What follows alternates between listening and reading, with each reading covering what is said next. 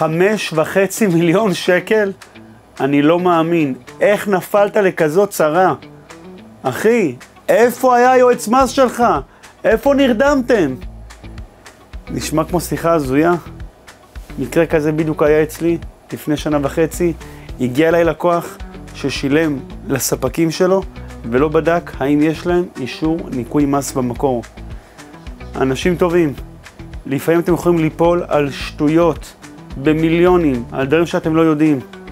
תוודאו שיש לכם איש מקצוע רציני, יסודי, שרוצה את הטובה שלכם. כי עם הכוונה נכונה היה אפשר למנוע את התקלה הזאת.